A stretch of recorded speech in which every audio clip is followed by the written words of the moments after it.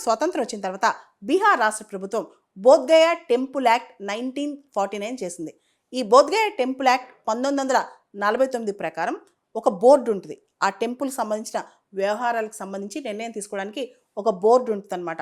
ఆ బోర్డులో మొత్తం 8 మంది సభ్యులు ఉంటారు. 4 హిందువులు, 4 బుద్ధిస్టులు అనమాట. దీనిలో ex officio chairman district collector, district magistrate ఉంటారనమాట. అయితే సాధారణంగా ఈ డిస్ట్రిక్ట్ కలెక్టర్ లేదా డిస్ట్రిక్ట్ మెజిస్ట్రేట్ కూడా హిందువే అయి ఉంటారు. దీని ద్వారా ఏమవుతుందంటే ప్రస్తుతం ఈ బోధ్గయలో ఎక్కువ నిర్ణయాలు హిందువుల తరపున ఉన్నాయి. బోధ్గయ కాస్త హిందూ సైడ్కి అయిపోయింది. ఎందుకంటే ఇప్పుడు కూడా నార్త్ ఇండియన్స్లో ఎక్కువ మంది ఏం చేస్తారంటే వాళ్ళ ప్యాట్రియార్క్ అంటే వాళ్ళ పితృలకి వీళ్ళందరికీ కూడా ఏమైనా మంచి చేయాలన్నా, వాళ్ళు స్వర్గానికి వెళ్ళాలన్నా ఖచ్చితంగా వీళ్ళు గయాకి వెళ్ళి అక్కడ ప్రార్థనలు చేస్తారు. సో ఇది ఎక్కువ హిందూ రిచువల్స్, హిందూ పెళ్ళిళ్ళు, హిందూ మార్గాలు, హిందూ ఇమర్షన్ జరుగుతున్నాయి. బౌద్ధ మతం యొక్క శాంక్టిటీ అక్కడ పూర్తిగా పోతుంది. చాలా మంది ఆల్ ఇండియా బుద్ధిస్ట్ ఫౌండేషన్ చెందిన భిక్షువులు అందరూ కలిసి బోధ్గయలో ప్రొటెస్టులు మొదలెట్టారు. మా సైట్లో మా ఒక్క డెసిషన్స్ కూడా ఉండాలి. ఈ బోధ్గయ అనేది బేసికల్గా బుద్ధిస్ట్ సైటు. హుయెన్ సాంగ్ టైం నుంచి కూడా బుద్ధిస్ట్ సైట్గానే ఉంది, బుద్ధిస్ట్ సెంటర్ ఆఫ్ ఎక్సలెన్స్గానే ఉంది.